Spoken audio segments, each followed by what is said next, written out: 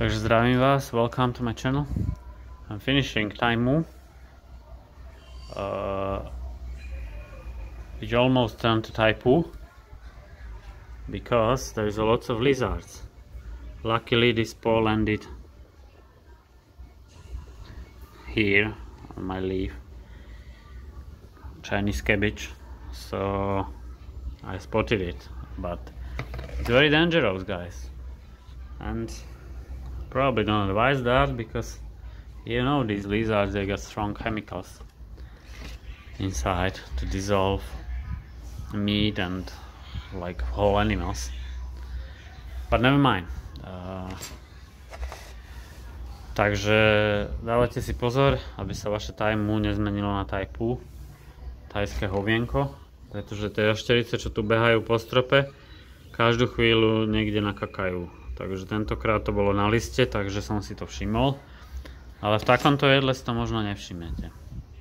So this Thai Moo basically, it's basic minced pork and what it's got just red onion. I don't know why it's red if it's obviously purple. It's a little bit spicy. Put some leaves in it. Not sure what it is. A little bit of sugar, as always in every food. A little bit of sugar in Thailand to make it tasty. Some salt and this leaves, I don't know what it is. It's got very fresh, strong, bitter taste and a little bit like peppermint. Takže Thai Moo, thajský pork, v podstate mleté mäso, trošku pikantné, je v tom nejaký cukor, nejaká sol, červené onion, ktoré neviem prečo sú červené, keď sú fialové, ale nevadí. Nejaké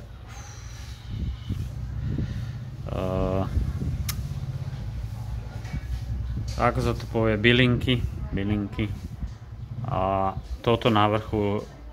Je to dosť horké a strašne silné ako peppermint, to cítiť, že to je akože naozaj fresh.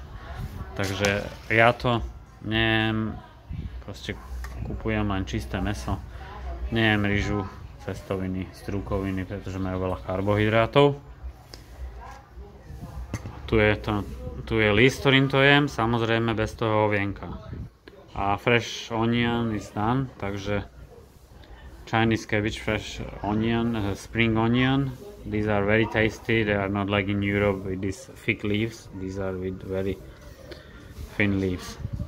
So yeah, watch out that poo. Takže takto sa to je, keď to máte ako zdravú výživu. Samozrejme 5 hodín po obede, čo je pre mňa preskočené raňajky a zhruba okolo obeda v Európe. Takže takto to ja robím v Thajsku.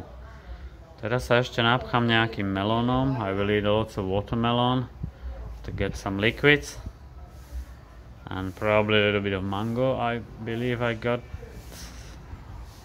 a little bit extra sugar to boost my sugar and a little bit of papaya. So hope this video guys helped. If not, never mind. If you want recipe, I can do video for you. Just ask in comment. So thanks for watching and I hope to see you on another video.